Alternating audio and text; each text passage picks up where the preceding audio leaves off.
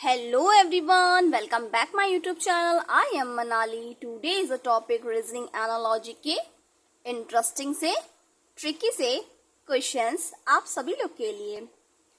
तो जो भी मेरे चैनल पर पहली बार आता है तो प्लीज मेरे चैनल को लाइक एंड सब्सक्राइब जरूर कीजिएगा। बिना टाइम वेस्ट किए हुए हम चलते अपने क्वेश्चन की तरफ।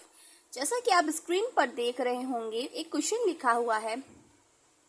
6 लोग एक सर्कल में बैठे हैं, ABCDEF।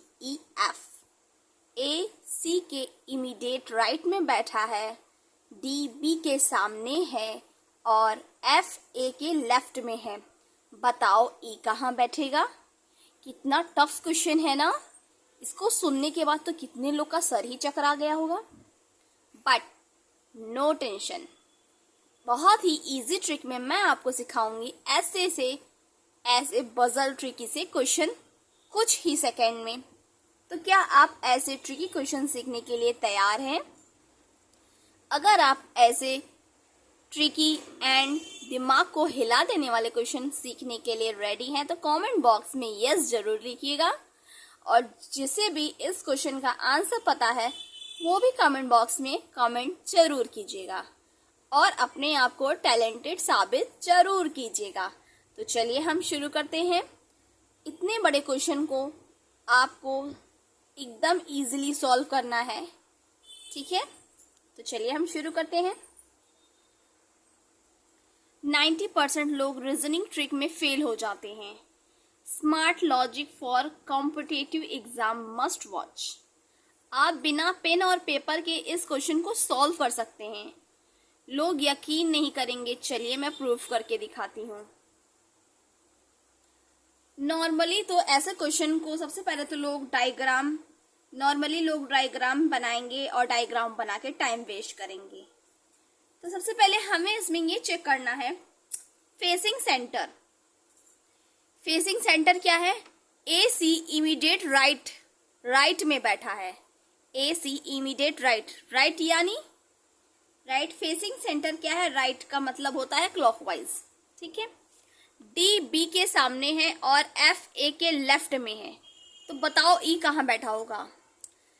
फेसिंग सेंटर हमारा राइट है यानी क्लॉकवाइज, और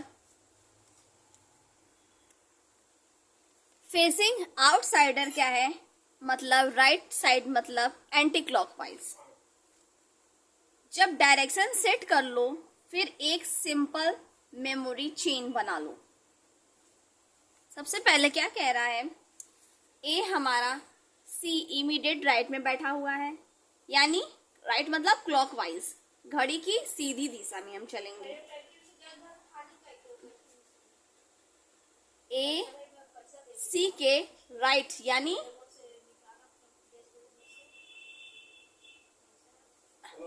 A C के राइट में बैठा हुआ है। फिर क्या कह रहा है? D B के सामने है। D B के सामने है, तो D B के सामने है।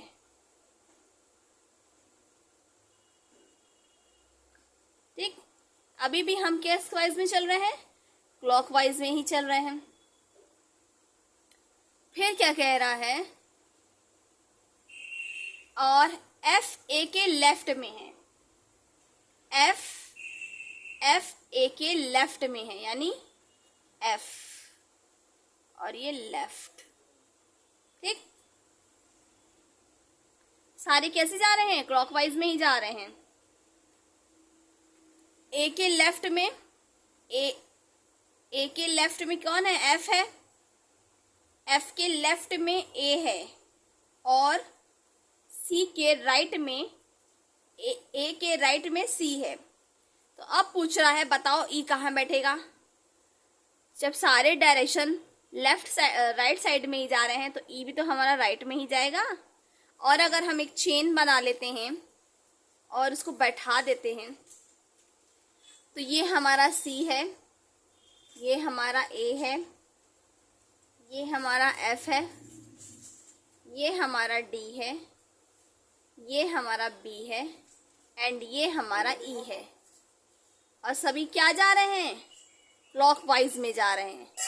सबसे सिंपल यही है कि पहले आप एक चेन को सेट कर लेंगे और उसी डायरेक्शन में ही जाएंगे जैसा कि मैं गई हूं। तो देखिए कितने ही आसानी से मैंने आपको समझा दिया। अब देखो पूरा सर्किल बन गया है, वो भी बिना पेन और पेपर के। अब बताओ इस ट्रिक को याद रख पाओगे या भूल जाओगे? कमेंट में #मनाली टीच लिखना मत भूलिएगा। तो जो भी मेरे चैनल पर पहली बार आता है तो प्लीज मेरे चैनल को लाइक एंड सब्सक्राइब जरूर कीजिएगा। मिलते हैं नेक्स्ट वीडियो में नेक्स्ट टॉपिक के साथ, तब तक के लिए टेक केयर।